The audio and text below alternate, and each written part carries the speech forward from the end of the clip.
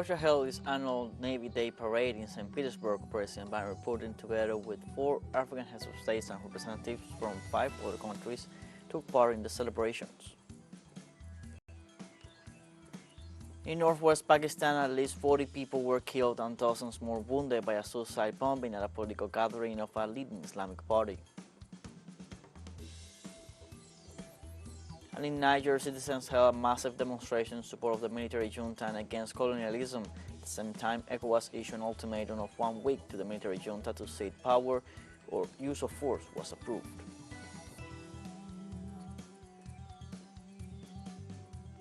Hello, welcome to From the South.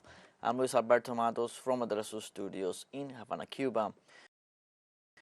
We'll begin with the news. On Sunday, the Argentine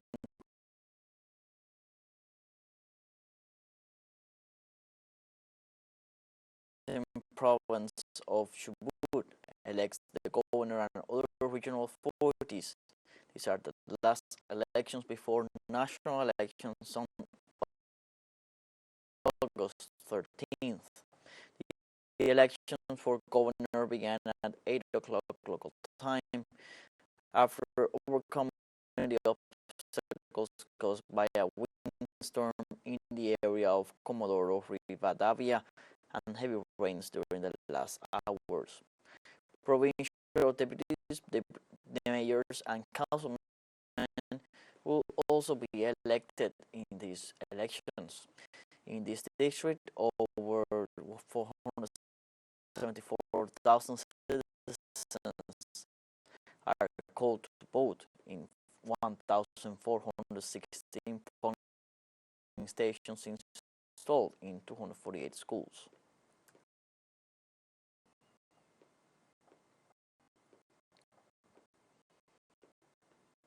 At a meeting of Ibero-American General Prosecutors, Venezuela made a presentation about progress made regarding human rights and access to justice. After 6 years of absence, Venezuela was able to report the state of progress regarding judicial proceedings at the plenary session of the meeting of Attorneys General of Ibero-America. Venezuela's Attorney General Tarek William Saab even suggested holding 2 seminars on the issue instead of just one. The presentation is part of the process of integration and cooperation between the different legal entities throughout Ibero-America. We are here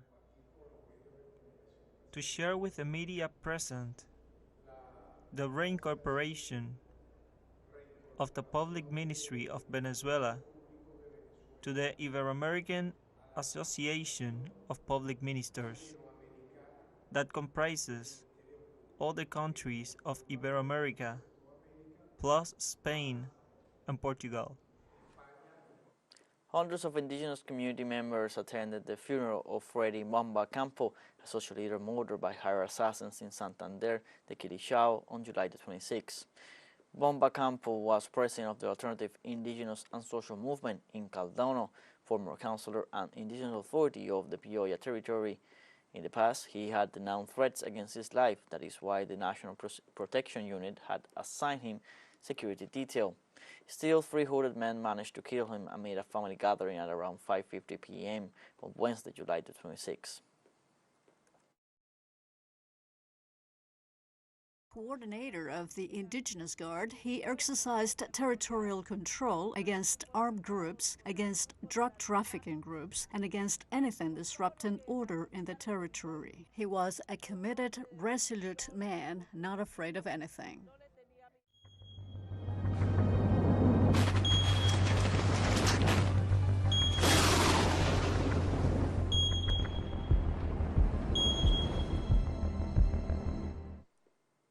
In Canada, a firefighter lost his life while battling a fire in northeastern British Columbia. The Royal Canadian Mounted Police said the man, as yet unidentified, was transported by helicopter to Fort St. John but died en route. Authorities said he is the 3rd victim of this fire season. According to statistics from the Provincial Forest Fire Department, 363 fires remain active in British Columbia, with 11 new ones in the last 24 hours and 191 classified as out of control.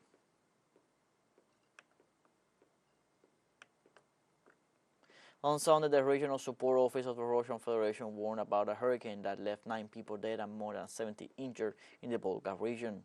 The support agency reported that 41 municipalities were affected by the phenomenon, which left several dead in different provinces of the region.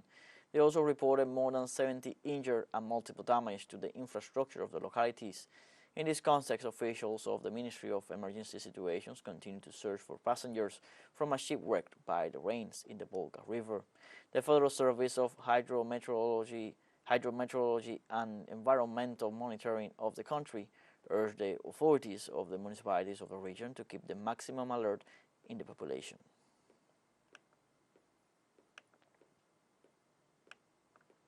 The Chinese government evacuated some 20,000 people from Hebei province following the heavy rains caused by Typhoon Doksuri in the north of the country. Authorities issued several alerts due to rainfall of more than 400 millimeters per hour. The National Meteorology Center suggested the suspension of assemblies, classes, and businesses, and also called for reinforcements against possible disasters such as landslides. According to experts, weather conditions will continue to worsen until next Tuesday due to the incidence of the typhoon, which previously affected the eastern territories of the country.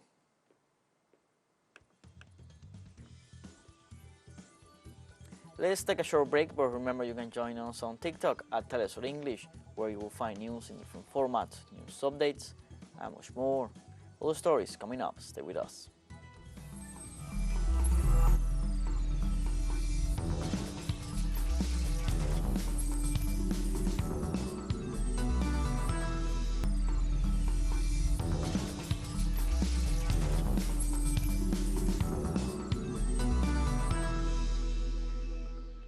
Welcome back from the south. On Sunday, Russia held the annual Naval Day Parade in the city of St. Petersburg. This year, 45 ships, boats, and submarines, as well as about 3,000 military personnel, took part in the event. The President of Russia and Supreme Commander of the Russian Armed Forces, Vladimir Putin, attended the parade alongside 4 African heads of state and representatives from 5 other countries. Russian Defense Minister Sergei Shoigu said that the Navy plays a key role in ensuring the sovereignty and freedom of the country and is an important component of national defense. Navy Day is celebrated every last Sunday in July throughout Russia and will also be celebrated in other coastal cities with naval bases, such as Vladivostok, Baltiysk, Severomorsk, as well as the Syrian port of Tartus.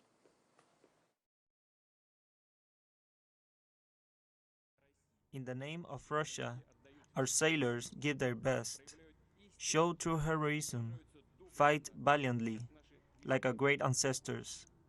I thank the personnel of the Russian Navy for the impeccable fulfillment of your tasks, for your reliability, diligence, steadfastness, and for your impeccable devotion to the fatherland.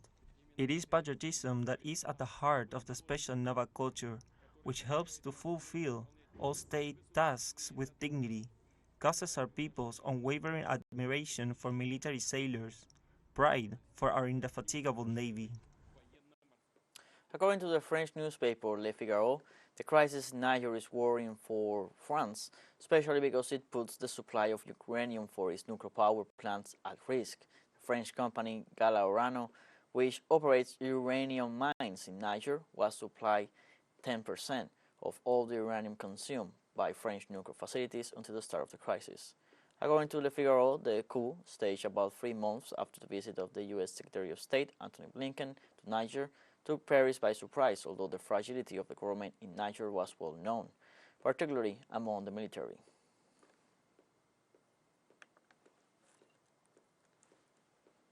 During an inspection visit to a unit of the People's Liberation Army, Chinese President Xi Jinping stressed the importance of modernizing the armed forces. From the southwestern province of Sichuan, President Xi Jinping directed those attending the event at the Western Theater Command construction of a modern government system for the country's armed forces as part of the goals set for its 100th anniversary. In the context of tensions with the United States over provocations in Taiwan, the leader asked parliamentarians and other authorities to turn the army into a great wall of steel that effectively safeguards national sovereignty, security, and development interests.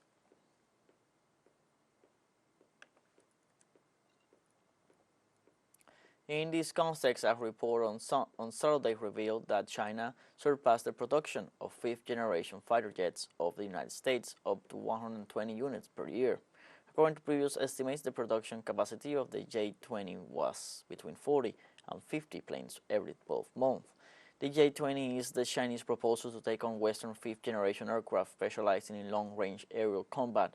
With this increase in production, the Chinese military is accelerating the modernization of its air force at a rate of more than 250%. In Pakistan, at least 40 people were killed and dozens injured when an explosive device exploded during a political rally in the north of the country.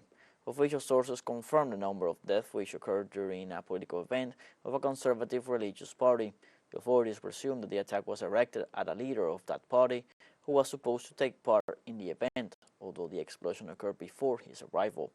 The event took place in the northern city of Kar, which these days is at the center of the electoral campaign for the general election scheduled for late this year.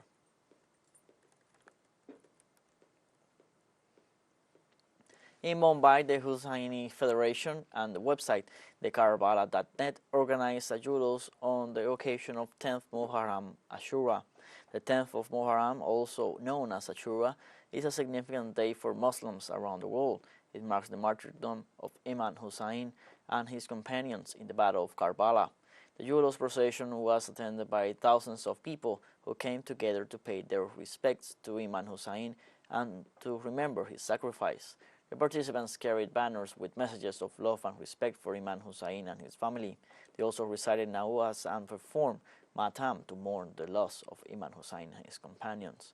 During the julos, the organizers urged the community to boycott Sweden, a country that recently saw a controversy over the burning of a Quran.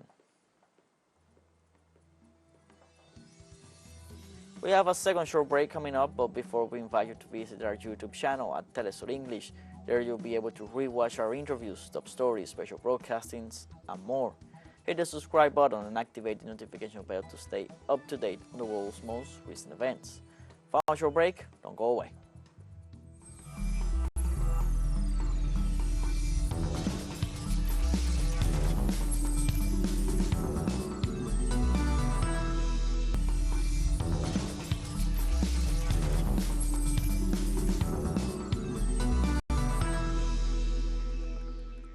Welcome back from the south. In Niger, a massive demonstration gathered in front of the French embassy in the capital Niamey in support of the military junta that took power. Demonstrators expressed their support for the military transition, reject French colonialism, and demand the immediate departure of all Western forces from the country. The slogans also reject the meeting of ECOWAS in Nigeria, saying that it is contrary to the interests of the people of Niger. For its part, the African Union announced a 2-week ultimatum for the restoration of democratic order.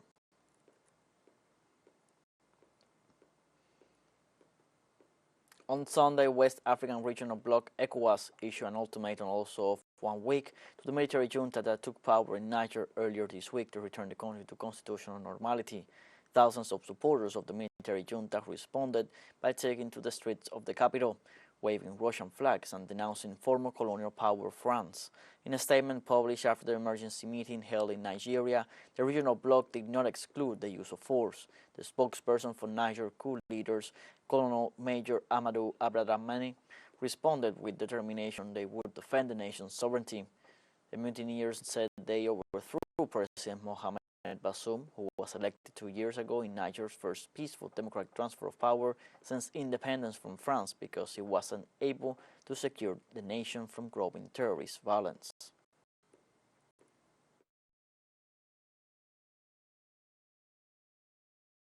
Event the authorities' demands are not met within 1 week,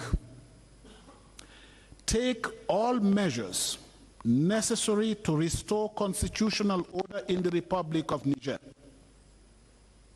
Such measures may include the use of force. In Kenya, the government and the opposition announced they will form a joint committee to initiate a dialogue that will allow a democratic and peaceful solution to problems that afflict this African country. The government coalition headed by President William Ruto confirmed the beginning of the talks.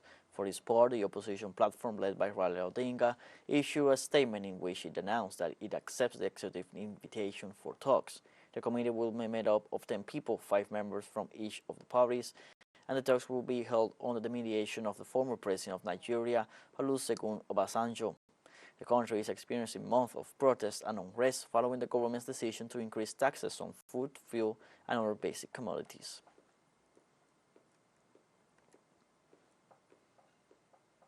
On Sunday, voting began in the Central African Republic for a referendum on a new constitution that would allow President Faustin Archange Touadera to seek a third term. Over 1.9 million voters are called to the polls. The proposed new constitution would extend the presidential term from 5 to 7 years and abolish term limits in this country, which has undergone numerous coups. The main opposition parties call for a boycott of the provisional results to be published in 8 days, accusing President Touadera of wanting to impose himself as president for life. The definitive results of the referendum will be announced on August 27th by the country's constitutional court. At a meeting of heads of Palestinian factions held Sunday in the Egyptian city of El Alamein, meeting chairman, Palestinian President Mahmoud Abbas, said the 2007 coup and the ensuing division must end immediately without any hesitation or delay.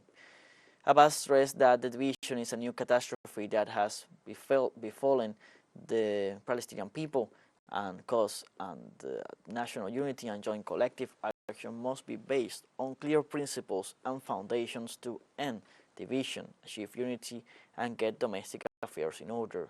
President Abbas also stressed that the Palestine Liberation Organization is the sole and legitimate representative of the Palestinian people, stressing the need to adhere to its political program and to all its international obligations.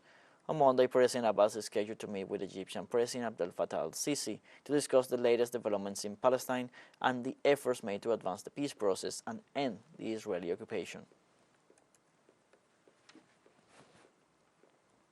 Every July 30th, the world commemorates the World Day Against Trafficking in Persons, an initiative to raise awareness of the importance of knowing and denouncing these practices and promote the protection of victims' rights. Trafficking in persons is defined as recruitment by force, fraud, or deception for the purpose of exploitation. Traffickers exploit vulnerable women, men, girls, and boys for profit. The United Nations Office on Drugs and Crime implements initiatives to help tackle this crime, ranging from educational campaigns to the creation of a voluntary trust fund for victims. This year's theme is Reach Every Victim of Trafficking, Leave No One Behind. We have come to the end of this news briefing, and you can find these and many other stories on our website, TeleSUREnglish.net. Also join us on social media, Facebook, Twitter, Instagram, Telegram, and TikTok. For TeleSUR English, I'm Luis Alberto Matos. Thank you for watching.